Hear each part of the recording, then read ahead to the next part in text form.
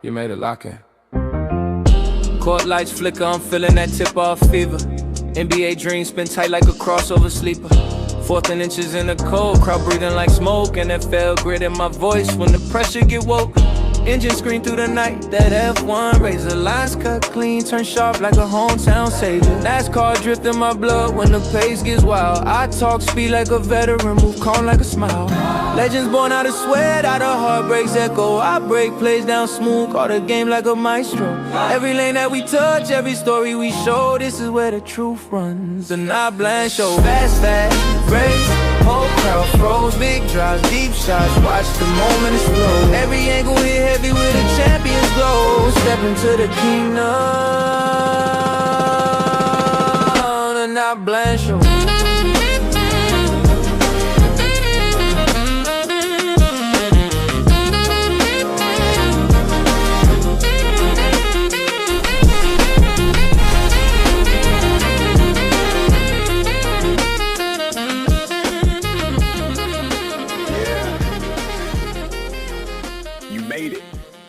Lock in.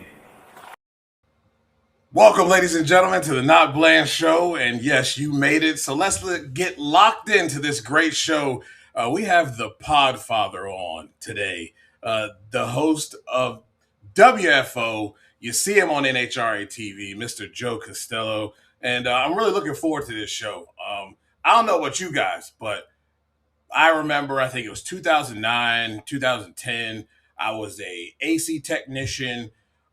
I had a subscription to National Dragster, but I wanted to listen to someone talk about it. And I was searching all these podcasts, and I just stumbled upon it. And I was like, interesting. And it was the only one out there. And here we are, talking about it ourselves. He kind of laid the foundation for us all. So cool stuff here. Look, ladies and gentlemen, you know the deal. Share the show. Make sure you're liking the show. If you have been lurking in the background, subscribe to the show. Look, tell everybody we're about to have some fun here tonight, and I'm looking forward to it. I want to thank everybody who supports us. Of course, our affiliate, VTRN Sports, there in Lynchburg, Virginia. You can find the audio version of the podcast there, along with all the other podcasting platforms. And, of course, our sponsor, Drag Race Bracket Bonanza. It is almost time. I think we're less than 50 days away from the Gator Nationals. So, if you're not locked into this thing yet, I don't know what you've been waiting for, but this is how you can do it. And when we come back, we'll have Joe Castello. Drag racing fans, check out Drag Race Bracket Bonanza. It's the free, family-friendly fantasy bracket game. Now, after final qualifying at every national event, you can fill out your bracket for all the pro classes. It's free, easy to click on your picks. If you need some help, just hit the randomizer button to fill in the blanks. It's for fun, stay engaged, and pick your winners today.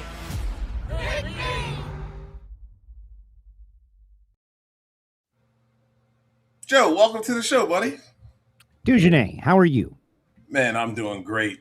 Great show today, by the way. That was a big surprise having Joe Amato on the show, but that was fun. No promotion, huge surprise even to me. I had reached out to Joe a couple of weeks ago, and he had referenced he was getting back on the 27th, and I assumed that meant we would talk about when he would come on the show on the 27th. And then this morning, I got a text, we're doing the show today. And I yes, of course. Yeah, just like we had planned previously. And kicked it into gear, had one of the true, genuine legends, one of my absolute favorites of all time, Joe Amato, on for what was a deep dive. We talked about a lot of stuff, and I was just thrilled. It was awesome. It was. It really was. Did you ever think that when you started WFO that it would be what it is today? I don't even know what it is today. I wanted to have a show that I couldn't get fired from, right? Because I was in charge of it. And I have accomplished that goal. I do marvel at times at what we have been able to do within the world of drag racing, as in, credibility. Yeah. People come on the show to reveal nuggets of information. And I'm just humbled by that. It's I don't want to say it's shocking. That was my plan the whole time, right. to create a place with credibility where people would come on, and maybe a zillion people aren't always watching, but the important people are. And so I think we've accomplished that. Yeah. That's not that everybody else isn't important, but I think you know what I'm saying. Yeah, I know what you're saying. Yeah.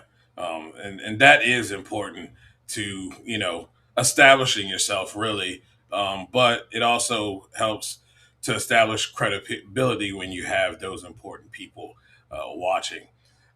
Really wild NHRA silly season. And when I step back from this whole thing, I kind of likened it to NFL free agency, modern free agency. We haven't really had this kind of a shakeup within drag racing before of this magnitude. And I think that's why we're getting the reactions that we're getting. Some are very extreme, but that's why we're getting the reactions from some people and some fans about these moves that, we're kind of used to people staying with, especially if you're a champion, you're used to people staying and kind of living out their whole dream where they're at and retiring there. But we're kind of in a new age of drag racing. And as if we, kind of like with the NFL, we were used to guys staying and retiring, and that doesn't happen anymore. What are your thoughts on that? Excuse me. I agree completely. I think when I was a kid, I was into loyalty. I wanted my quarterback to stay with my team. Now it's different. It's big business, right. And this is good for drag racing. Yeah, I like the fact that I think this is better than ever because it makes people choose a side. And at the end of the day, whether they like Austin Propp for the move or not, they're still going to be watching him. Sports radio is where I got on the air for the very first time. You're on every day. You're doing a radio show. And, what do people want to talk about? There's only so many X's and O's that you can talk about. And it's the palace intrigue, the behind the scenes, the general manager moves that get the majority of the discussion. I think that's partly why fantasy football and drag race bracket bonanza are potential games, and they've taken over the world because people want to make moves and they want to do all those things. Well, drag racing hasn't had tons of those stories. To me, this is great because not only do you have a genuine rivalry, you've got the Prock family has moved on. You probably know I had Austin on the show last week, right after the big Ford announcement. He gave us, the WFO audience was peppering him with questions, and he gave us, I think, a thread of an answer, as to why he made this move. And when he said it, to me, it makes perfect sense. Like, you ask your employer, whoever they may be, in this case, it's a legend that everybody loves, for something, and maybe you don't get exactly what you want, or you feel like, maybe I can get it elsewhere. Right. And in this case, they went elsewhere. And so what does that do? I think it makes everything bigger. It makes every story bigger. Now, because of the move, Jordan Vandergriff gets an opportunity. Chris Cunningham is going to tune the car. He and Jimmy get to go each other. That's exciting. That's exciting. If you're a fan, why would you not want that? Yeah. And creates more drama, which was perfect, by the way, with this chasing speed debuting on Vice. It kind of gave a backstory. And I know some people, I saw it on your show about it being late. I don't think it was late at all. I think it showed, especially people who don't, maybe a casual fan, and are like, well, I don't understand why this move was such a big deal in the first place. I mean, he just moved from one team to another. But when you look at the backstory that they provided in that show, it really kind of brings everything together and really elevates why this was such a dramatic and strong move. Well, we haven't seen the other 5 episodes, and so you got to withhold judgment. The show, it's not for us. No. We love it, but it's not for us. It's an educational program to people who have never seen or heard of the sport of drag racing. They're going to be out there on Vice. Vice has millions of people potentially who haven't seen drag racing, and now they're going to get the Austin Prock story. And I would assume, and I can't say this for certain, but I think I know, that at the end of this 6-show run, they're going to explain that Austin left. And if you're a viewer and you watch these shows, you're going to have to pick a side, right? Well, wait a second. This is the guy that was supposed to be the guy to take over for the most famous guy, and he's leaving.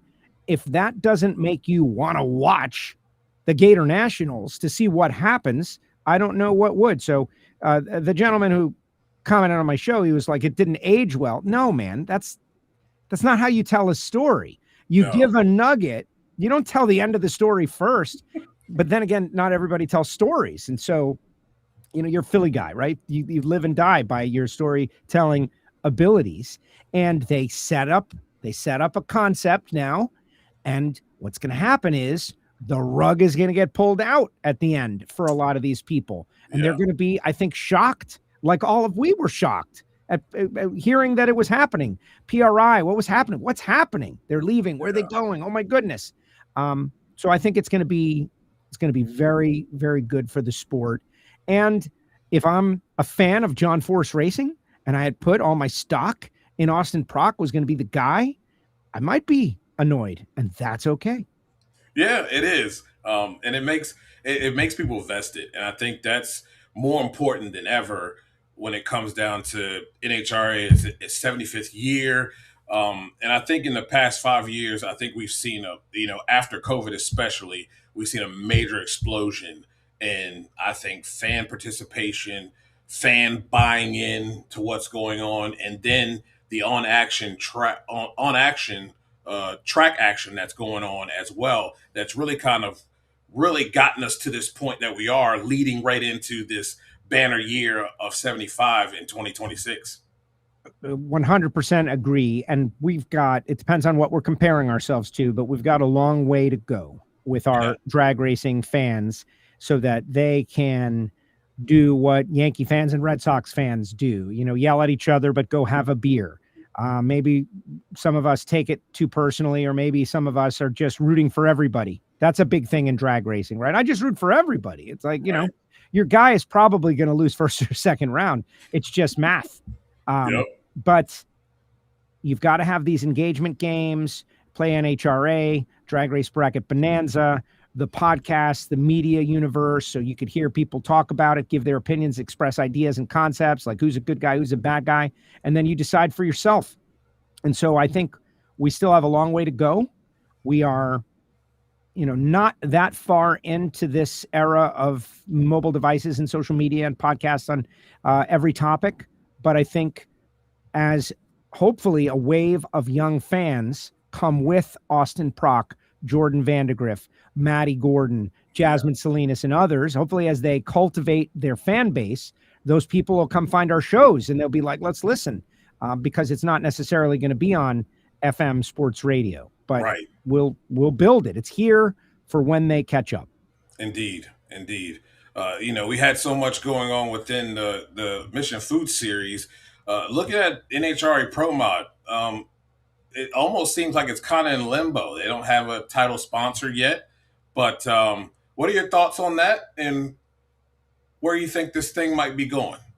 It's interesting. I love Pro Mod and the Pro Mod racers. They certainly have a lot of different things going on. Clearly, we have the U.S. Street Nationals in Bradenton, and Wes has got his winter series going at Bradenton Motorsports Park. They pulled in 70 cars to run 8th mile.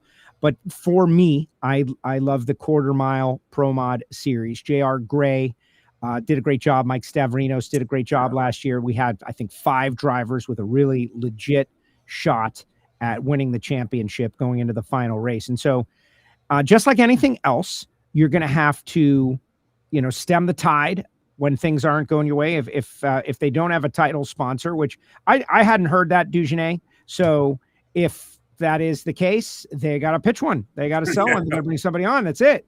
But they should race. They should figure out how to race. That's one thing that I learned is like, there's always got to be a show. And it's very entertaining, high level personalities. Clearly one of my favorite things at the track, super exciting every time they roll out, but where they were 10 years ago and where they are right now, they're light years advanced. Yes. TV show, part of everything, integrated into NHRA, getting ready for the 75th season.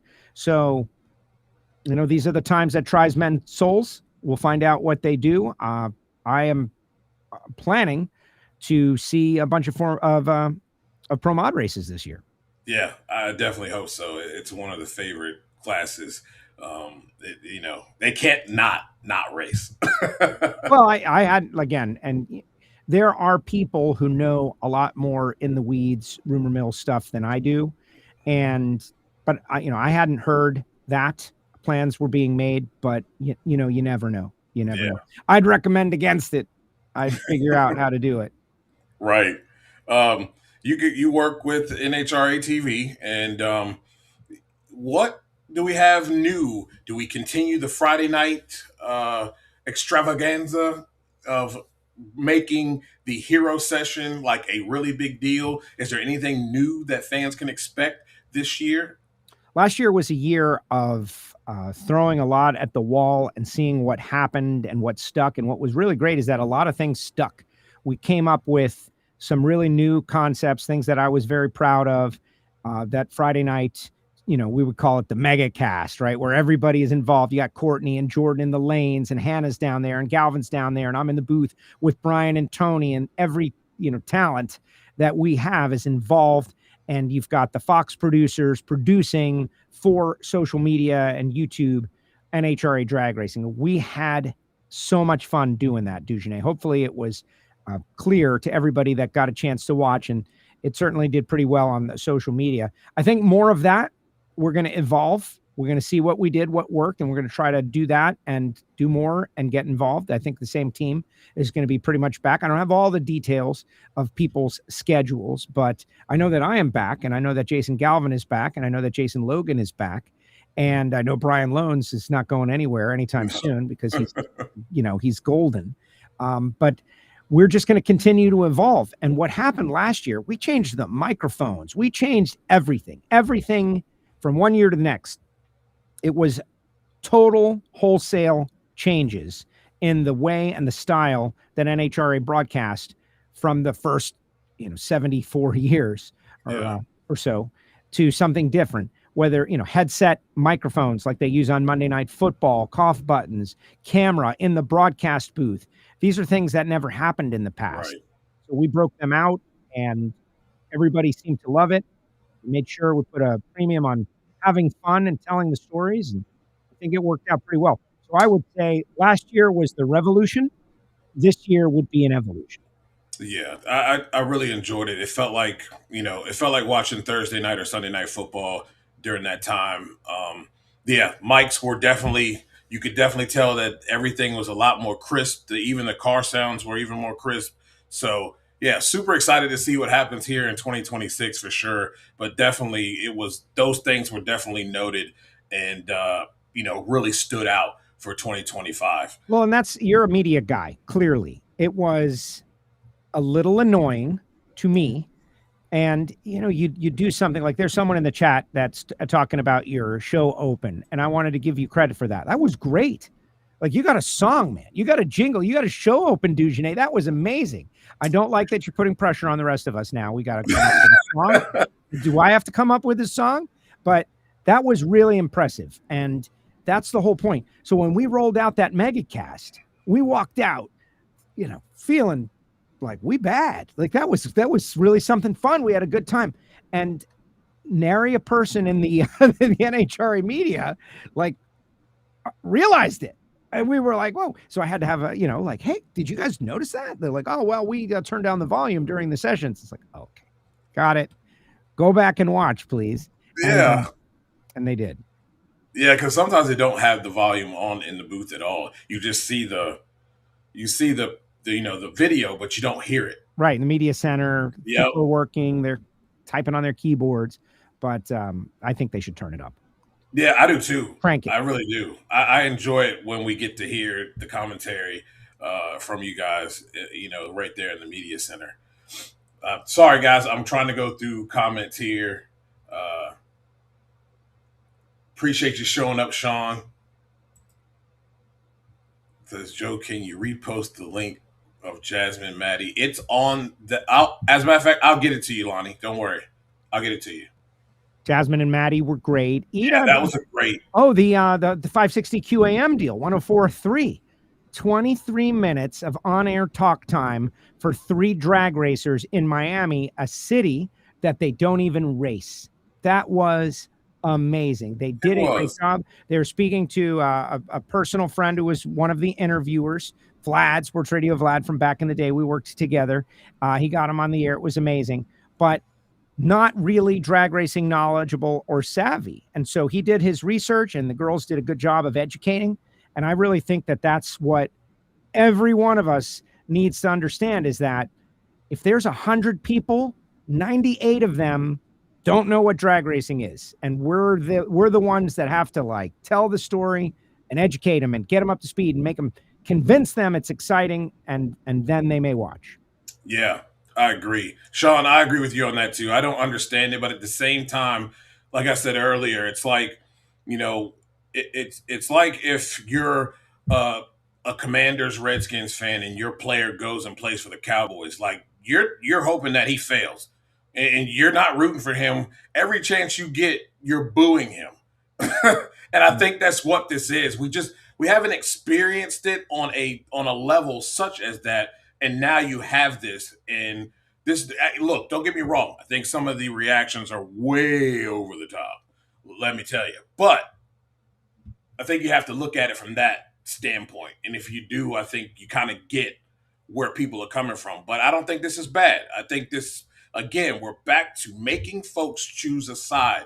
That's what made things great. That's why you had monies exchanged in the stands, people betting in the stands. Oh, their guy, who's going to win? We got this thing rolling again, and I think that's important. 100%. Warren Johnson versus the Dodge Boys, right? Like, people were going at each other's throats in the grandstand. You want to be respectful to your friend who's rooting for the other side. But I think the Procs did something good for the sport of drag racing by making it bigger, by giving us a story, by doing something for themselves. And if you saw him on the show, are you ready to wear the black hat? He tipped his black hat. He's ready to do it. He doesn't care. You're not going to stop him on the track. And that's good. Don't like him. He's okay with it. You know who did very well with that? Dale Earnhardt did very well with that. And look what happened with NASCAR with Dale Earnhardt. So maybe Austin Prock assumes that black hat role and goes out there and starts winning races. And, you know, who knows what he'll do. And that because of that, you have to watch. Yeah. Again, that kid he's unique. And I kind of look back to, he messed up on the starting line and he was not happy about it. He was hot. And he make that mistake again. And I think this is a level of fuel like no other. And they're going to be absolutely like determined like no other to prove everybody that they are it. We are that team. And that can't be nothing but good for drag racing.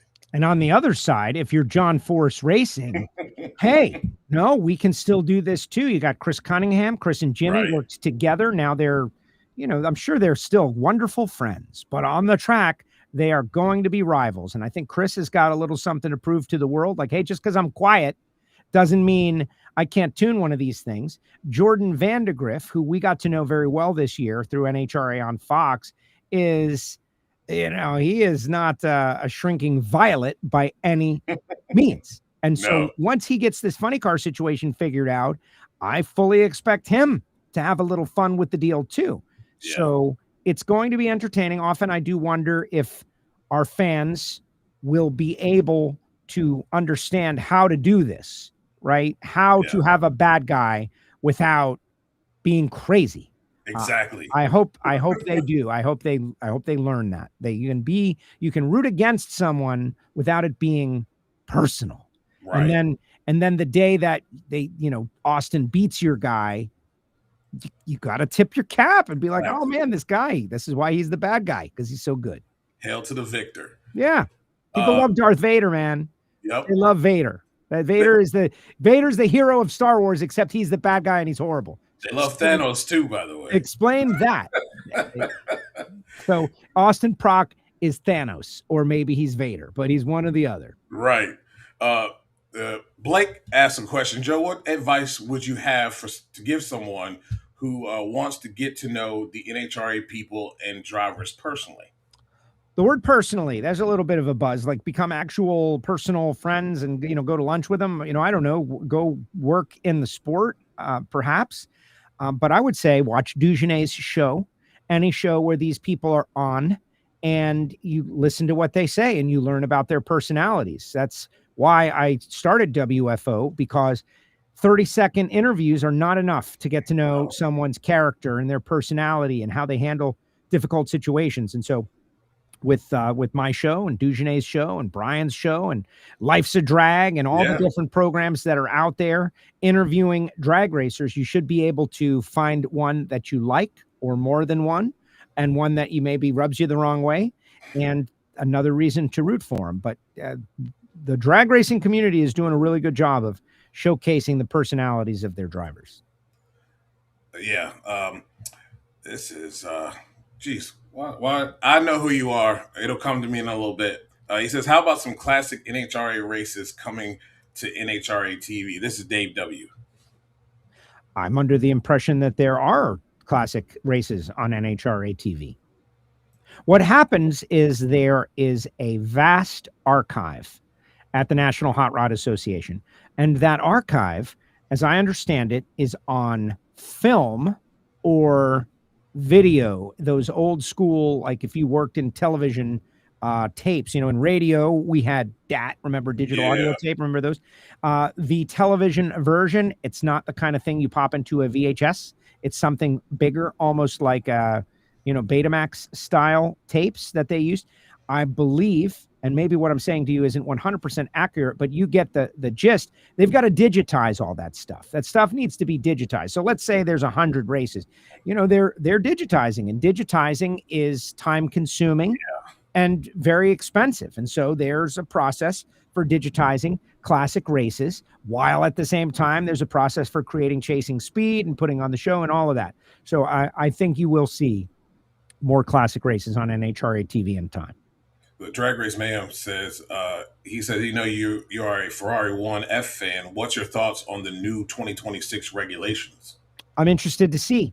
I like the fact that they change regulations every 5 years and kind of shake the Etch-a-Sketch, if you will, disrupt the apple cart, choose your analogy, right? I like the cars being smaller. There's not enough space on a racetrack. If you're a passing track, we were talking drag racing here, but if you're going to go down into a corner and there's only so much space, the size of your car actually matters dramatically. And so these big cars that they've had over the past couple of years, too much space on the track, you couldn't pass. Smaller cars, movable aerodynamics like Speed Racer. Remember, we all grew up with Speed Racer. You're too young for that, Dugenet. You don't remember Speed Racer, but a little bit. Mach 5, right? They were racing upside down because they had so much downforce, and they had all these wings and things that moved Thundercats style. So that's real now, and I'm interested to see how it works. I think it's going to be exciting for those guys. Monica, thanks for tuning in. Appreciate you. We're going to get in and talk about racing. You and Project Pontiac. First of all, man, like the work that has been put into this car, and this is a better photo here, but the work that's been put into this car is just absolutely amazing. I'm sure there's not too many of these out here. How long has this car been around, and what pushed you to really start to push this thing and get it moving forward?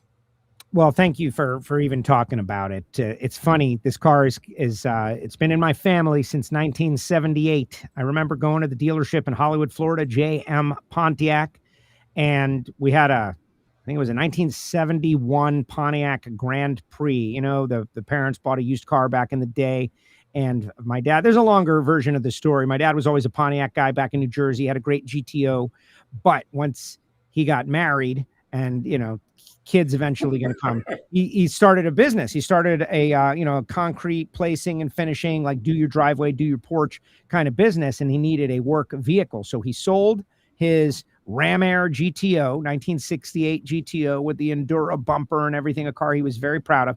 And he bought a 70 GMC or 71 GMC dump truck You know, in the Northeast, you can get the dump on the back, and that was his work truck. So he always, from the time I came around in 73, you know how old I am now, he missed his car. He missed his car. And so finally the business started doing pretty well in 1978. A few years later, it was time to get a new car. And so he wanted something cool. It was the end of the muscle car era. 78 Trans Am was on the lot. We went to the lot and bought the car. And I still remember running around on the lot.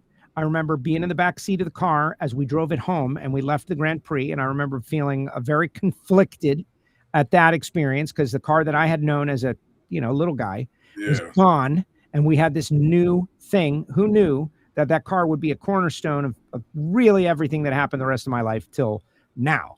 And, you know, first Holly double pumper was put on that car, first set of headers, first wrench, first cam, first everything, not everything, you know what I'm talking about, but racing wise happened in and around that car. It was a bond between me and my father. We met all of our racing friends at Miami Hollywood Speedway with and around that car. I bracket raced it at Moroso Motorsports Park, won a Super Pro Track Championship, finished 11th in the 5-day bracket race, had a lot of success, couple of magazines, you know, learned about paint and body. We didn't do the paint and body, just learned about it like how long it takes.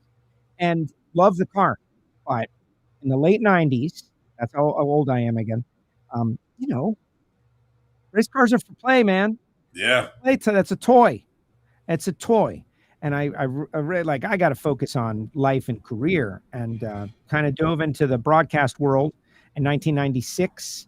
And, you know, working at a radio station, Saturday nights are not off. Yeah, they're not. I work on Saturday nights. And as a board operator at the same 560 QAM, I was starting to work and trying to get on the air so I could race less and less. Plus, I bought a dragster for a little while. And, you know, was kind of doing the open cockpit deal. Yeah. And so the car sat. And the car really sat from like 1998 until now. There were a couple of times that we tried to get it going again, but it had fallen into, you know, you buy a boat and you don't use it. That's what I would analogize it. Anybody knows about not your lawnmower. You put it in the shed and then a year later you try to start it. It's not going to start.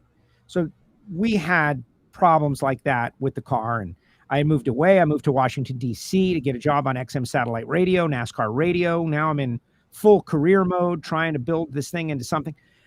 Finally, I end up back at NHRA, and Jason Line asked me about, do I, you know, have anything cool as a race car? And I was like, yeah, I actually do. And he's like, well, why aren't you working on it? And I gave him the story. The car is a toy that I would be playing with. And really right now, all my time needs to be spent on work. And he said, yeah, but no, you really need to get that car going because that car is part of your work. And it was okay.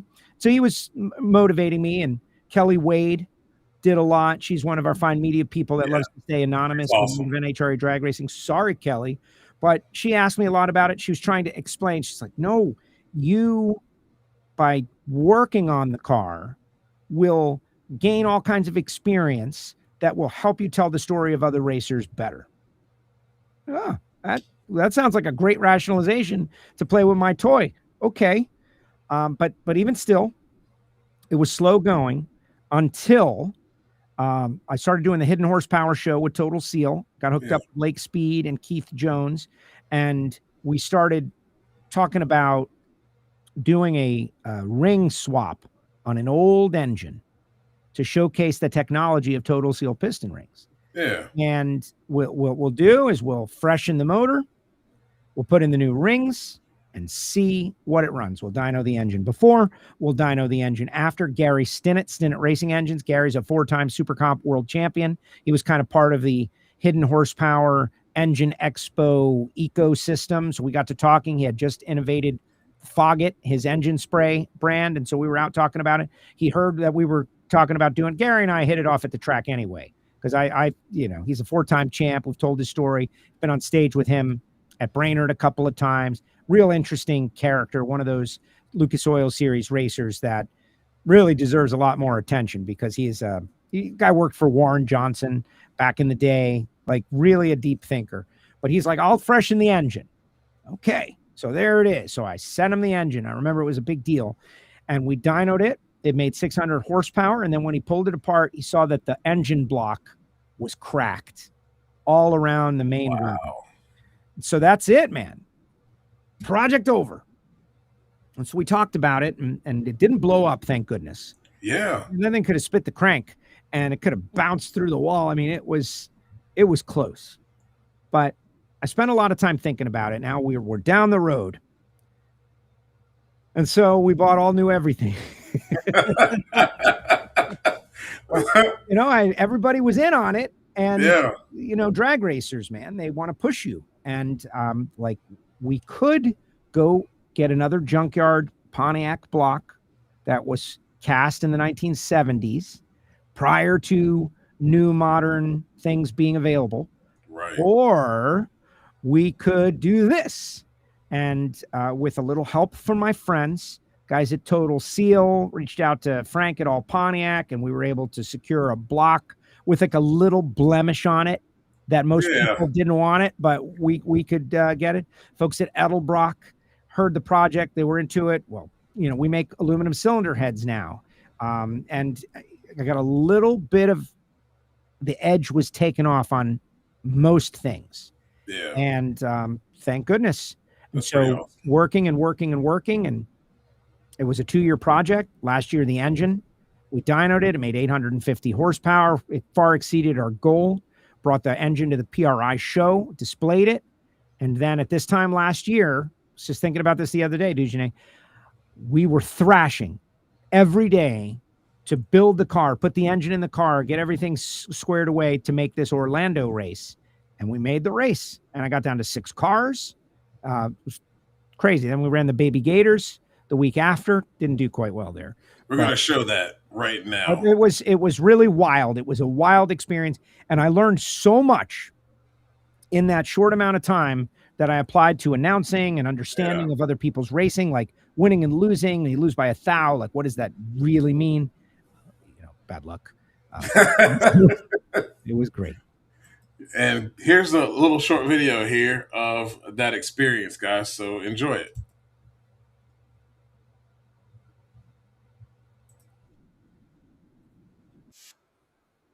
Or Gator Nationals the week before the Gator Nationals. And we're here at Project Pontiac, our second NHRA Lucas Oil Series Division race. Obviously, Gainesville Raceway is one of the best, most well-known tracks on planet Earth. First 300-mile-per-hour run happened right here. But I heard the Project Pontiac was going to be here, so I made the commitment to come out for the extra days, and glad I'm here.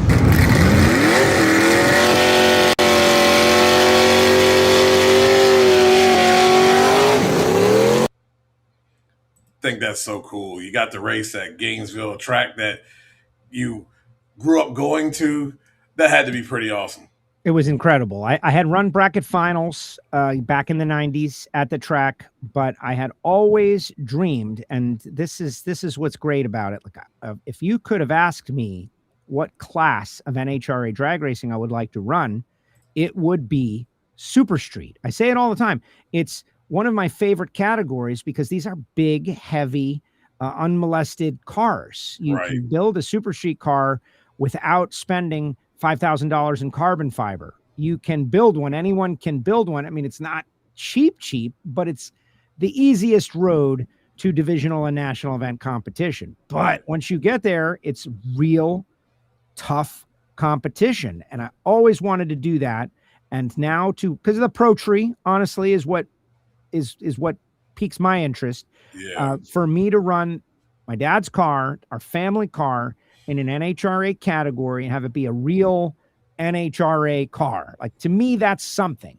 To be an NHRA car, not just a fast bracket car or a street rod or a hot rod or just a car. To be an NHRA class car, not class racing. The stock and super stock guys will kill me. But something that fits into an NHRA rules category. Yeah. That meant something to me. And, like, what am I going to do with this 78 Trans Am?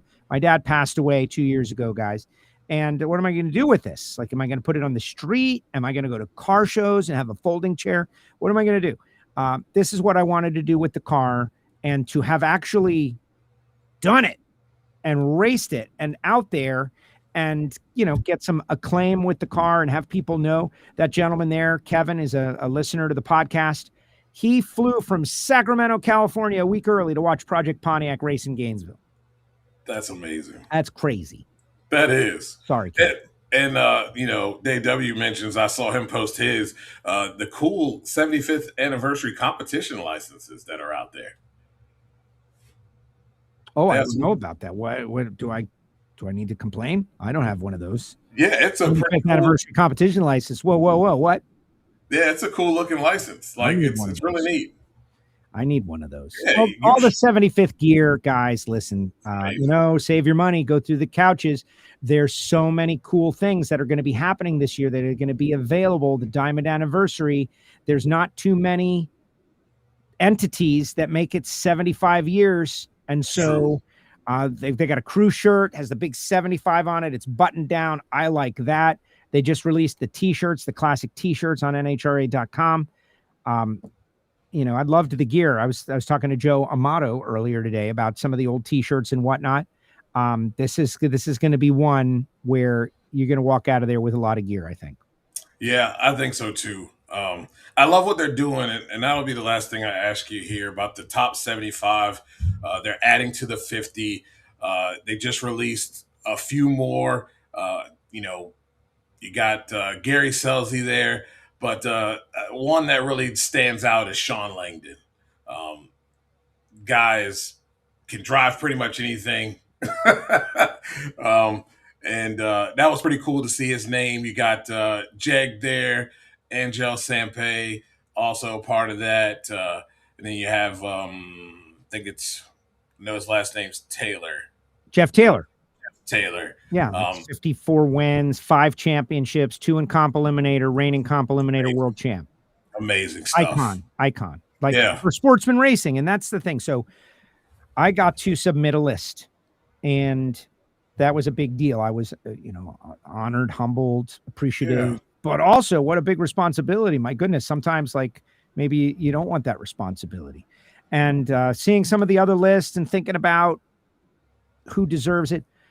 I've already had a couple of arguments, disagreements with people about the list. There's been a Lucas Oil Series racer in every grouping. And I don't think there's been a person who, is not deserving. I was going to say debatably is not deserving, right? There's only, it's very tough.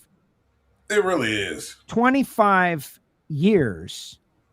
That means only one driver per year can be recognized. That's crazy. It's almost impossible. Yeah. So I'm curious to see if a couple of my selections that I thought deserve to get in make it, maybe not. But I think Sean Langdon is a no-doubter. Sean Langdon is a no-doubter. Super Comp world champion back-to-back. That's something that I think only had been done one other time prior to that. Junior Dragster champion, Top Fuel champion, won races in funny cars. The guy does it all. Deep thinker, undercover. People are hiring him to dial their cars in Super Comp while he's running Top Fuel. He's multitasking. He's doing it all. I think he does a good job representing the sport. He says, if he's out there, he says that at the track, he's got so much going on inside that maybe he's not able to glad hand with everybody and do some backslapping. Now that I've had that experience, a teeny micro piece. Yeah. Man, I get it. He's thinking about 10 things and you see him and he doesn't come up and say hey man, how was your weekend? He's just strictly business.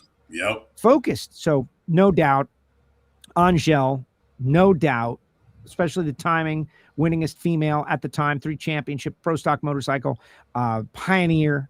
My goodness. Yeah. Gary Selsey, the wild thing. Come on. Love that guy. Right. Jeg. Yeah. I don't think Jeg deserves to be in the top 75. That's crazy. Right. Jeg Coughlin, 6-time champ, 5 in pro stock, 1 in super gas. Pioneer. I remember being at the 5-day bracket race in the mid-90s and Jag's coming in. Like there was a rumor, everybody, like all the little bracket racers like us were like, oh my goodness, Jag Coughlin is coming here and he's going to race. And it was a big deal. Of course he's deserving. And then Jeff Taylor, if you're a Lucas Oil Series racer and you're wondering if NHRA appreciates you, I think the representation of the Lucas Oil Series racers, sportsman racers in this list should drive home the point. Because to me, Jag, sportsman racer who raced pro stock. Langdon, sportsman racer who happened to go to Top Fuel and Funny Car. But he is a sportsman racer to this day. You ask him what he thinks he is. Don't ask me. And then Jeff Taylor. So it's been wild watching them unveil this. It's tough, man. It's like, it's even tougher than the Hall of Fame. Like, the people who get in and the people who are behind the scenes working this list, I mean, I give you all the kudos for putting this thing together, because it's not easy to select, like you said, one per year to get in. And someone's going to get left out, unfortunately. But yeah, same thing with the Hall of Fame. Somebody gets left out. So you want to know one of my borderline picks that may or may not, and I'm like watching, like hoping that that one of the picks that I made gets in, but maybe they won't. Right? I'll share it with you. I haven't shared this on WFO. I haven't shared it anywhere. But now the list is out, guys. Like I can tell there'll be some drama. Look, list shows kill. Everybody loves lists. Yep. It's just about lists. Like, I think my guy should have made the list. You think somebody should have made this list? Say their name. I want to hear it. So the guy that I said was, I thought that Bo Butner deserved to make the list. That's because Bo is a comp eliminator world champ and is a pro stock world champ and has won races. I think it's 7 different categories. Factory showdown wins. He's done it all. Won multiple championships. And for me, the 3 consecutive U.S. nationals in super gas drove it home. Like who does that? Who wins 3 consecutive U.S. nationals in super gas? That's an impossible feat. It cannot be done. And Bo did it. And so, he was on my list. Will he make it? That's a good one. That is a good one. And it's, when you lay that out, it's hard to leave him off that list. I'll be watching that. I'll be interested to see if he makes that list, because I have to agree with you. I think he has to be on that list. He's got some very noteworthy stats. Yes. Very noteworthy stats. He's won in just about everything he's climbed in, all these different categories he's won in, and he's a multi-time championship driver in different categories. And the super gas thing is just nuts. It's not possible. You can't do that. Yeah, most definitely. Well, Joe, I thank you so much for your time. What a pleasure to have you on today. And let everybody know where they can find you at, as if they don't already know. But let everybody know where they can find you at. Maybe I never assume that everybody knows about WFO Radio. It's we're niche. We're drag racing. There are people who haven't seen the show. We had Joe Amato today. Last week, we had Austin Prock. Next week, we have Don Garlitz. Good time to check out WFO Radio for the first time. We're on YouTube, WFO Radio TV. Of course, X, WFO Radio, Instagram, WFO Radio, Facebook page. Man, sometimes Facebook, I don't know about it, Dugenais. What do you think of Facebook? Is it useful to you? It can be, and then sometimes it's just like, it's a disaster, and you're just like, yep, I just come here to put my work out and I'm going away. It's like the phone book, right? Like, I don't know how many people watch through Facebook, but I definitely can connect with some of them. It's called WFO Radio, NHRA, NASCAR, and Motorsports Podcast. It's a long name, but we've got a nice page and is very cool. You can follow me, WFO Joe, and I got a lot of cat pictures, though. Hope you don't mind. But one thing that I'm super excited about, Dugenais, if you do me the honor, this showed up in the mail today. It is the Summit Racing Equipment catalog. And I've told everybody on the show, I was honored to have Project Pontiac, maybe the world's most famous super street car, who knows, be in there. But it just hits different. Like the car, they did a full 3-page calendar pull-out poster spread. That's cool. We had been in magazines. When I say we, I mean me and my dad with our car. had been in magazines back in the 90s, but they were like Pontiac magazines. And so the Pontiac people were like, yeah, but the Chevy people didn't even see it. Now everybody gets the Summit catalog, man. Yeah. Every single person. And when this was in my mailbox today, I you go out the door and you check the mailbox. Yep. And I saw this there, and it was just a jolt of adrenaline. Like, I'm in there with Dallas That's awesome. Pro Stock World Champion. So guys, if you get the Summit catalog, don't throw it away. Pull out the poster and put it up. Shout out to Summit for doing that. That's amazing. Yeah, that's really, really amazing. Really amazing what they did. And they were helpful to Project Pontiac as well. We were, you can imagine, stumbling down the stretch, trying to get every part and piece. And, it's the smalls, they call them, the smalls that really are hard. And there were a couple of things that Summit helped us out with. And thank goodness they did. We made the race because of Summit and their willingness to, like the MSD grid, like that was going to be tough. I might've had to wait a couple months for that. And instead they helped us out. And then with putting the car in the magazine, just over the moon about it. Super excited about racing. February 27th, Speed World Orlando. We're going back. Let's go. Thanks, buddy. I appreciate you. Have a good one. And man, go out there and kill it in Orlando. I'll be rooting for you. Thank you. I'll be doing some social. And as we get closer, still worked on the car today. Got, replaced the transmission pan. The folks at FTI sent me one that has a sensor, a transmission temp sensor in it. Yeah. And so I'll have a little more data and hopefully be a little more consistent. But we're about 1 month away right now. So I got 30 days to get ready. We'll be in Orlando that week, and we'll try again. We'll see what happens. Well, hope for the best for you, brother. Thank you, Dujanet. Appreciate it. Thanks a lot. Appreciate you. Joe Castello, everybody. Pretty awesome to have him on.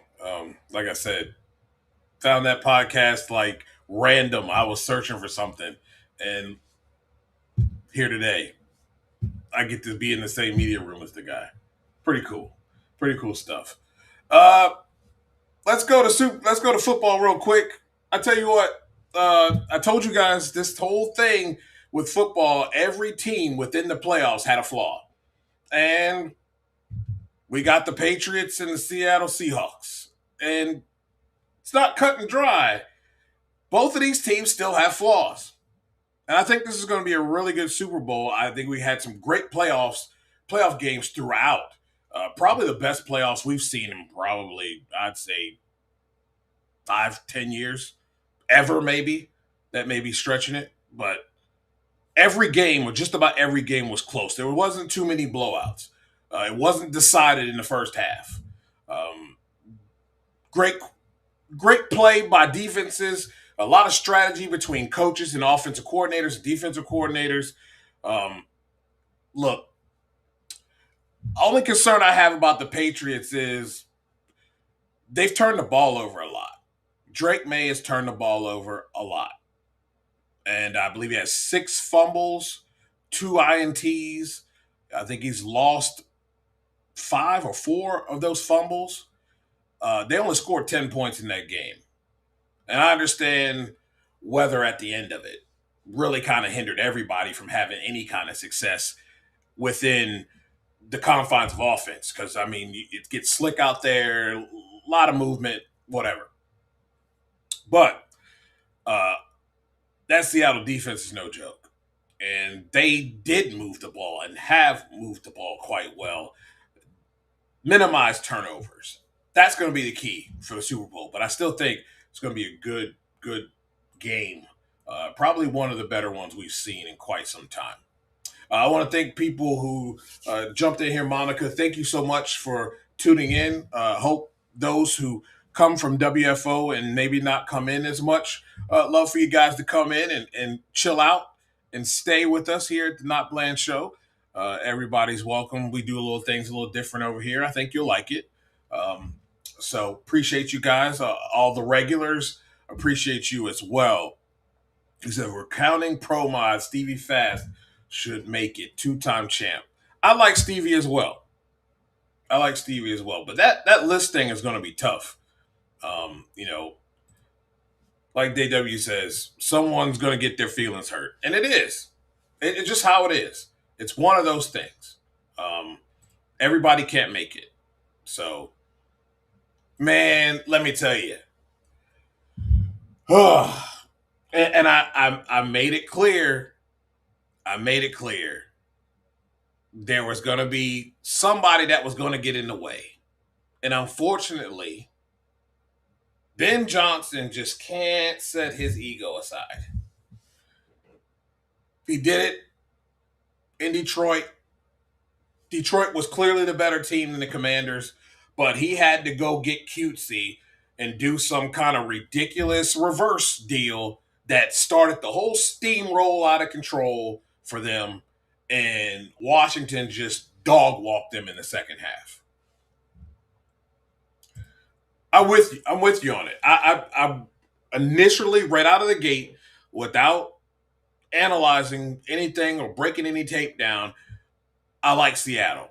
I think their defense is absolutely tenacious. They get after it. They're fierce. They don't make too many mistakes other than the stupid penalty by Wolden. You can't do that. I mean, let your play do the trash talking. You know what I mean? Like, you can't go barking at the sideline. And then you get torched on the next play. We could be talking. They were so fortunate that they didn't lose that football game, because that was going to be the talk of the reason why they lost. And it would have just been embarrassing. It was already embarrassing anyway. I mean, you talk all that trash and, you're pounding your chest, and the next thing you know, you get torched for a touchdown. I mean, completely, cooked. Not good. Not good at all. So what are your takes on Belichick not making the Hall of Fame? So many names. I personally, with the Hall of Fame, I believe the Hall of Fame is a joke. And my reason being is there are a lot of people that have votes that really don't understand football at all. I mean, the fact that Joe Jacoby, who went against the best defensive end in football in that time period, is not in the Hall of Fame, and the people who make excuses for that is a joke. It's a popularity contest. If they had real people, football people in the room that had votes, I think you'd see more of those getting in. I really think Phillip Rivers coming back was a way for him to buy 5 more years. Because think about it. I think he was eligible this next year. But think of all the people who are going to come out in this next year. A lot of quarterbacks. A lot of good quarterbacks. So he's likely not going to make it. So his best bet is to play, reset that time period. Now he has to wait another 5 years. By the time he gets to that, he'll get in on the first ballot. Well, smart play. Very smart play. But I understand all of those in New England were part of that scandal. But I'm not surprised that he doesn't get in. I think he'll probably get in next year. But I am personally not a huge fan of the NFL Football Hall of Fame. I really do think there's just too many people that have made or make decisions, have decision-making abilities and votes that don't really respect or really know the game. And I think the NHRA does a really good job with the Rookie of the Year, except for 1 year. I felt like everybody went against the rules and chose who they wanted to choose, and that's where they put a little blemish on it for me.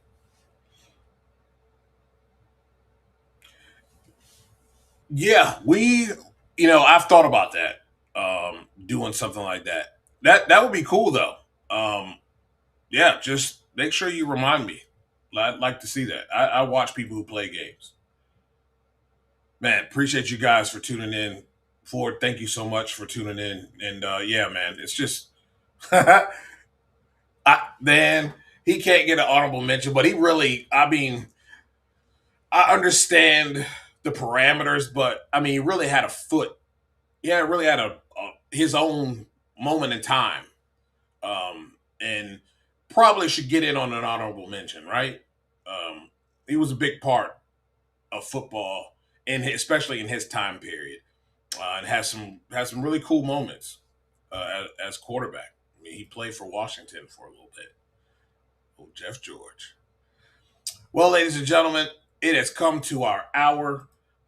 Again, I want to thank everyone for tuning in to the show. Thank Joe Castello for taking the time to come on. Next week, we have Brian Loans to come on the show. Should be fun.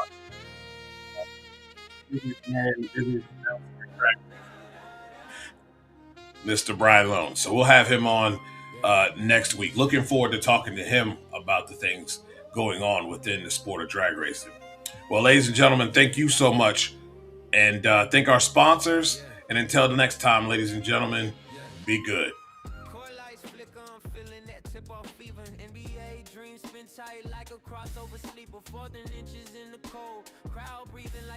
NFL grit in my voice when the pressure gets woke. Engine scream through the night. That F1 razor lines cut clean, turn sharp like a hometown savior. NASCAR drift in my blood when the pace get wild. I talk speed like a veteran, move calm like a smile. Legends born out of sweat, out of heartbreaks echo. I break plays down smooth, call the game like a maestro. Every lane that we touch, every story we show. This is where the truth runs. The NotBland Show. Fast lanes, fast breaks, whole crowd froze. Big drives, deep shots, watch a moment explode. Every angle hit heavy with the champion's glow. Step into the kingdom, the NotBland Show. Fast lanes, fast breaks, whole crowd froze. Big drives, deep shots, watch the moment explode. Every angle hit heavy with the champion's glow. Step into the kingdom, the NotBland Show.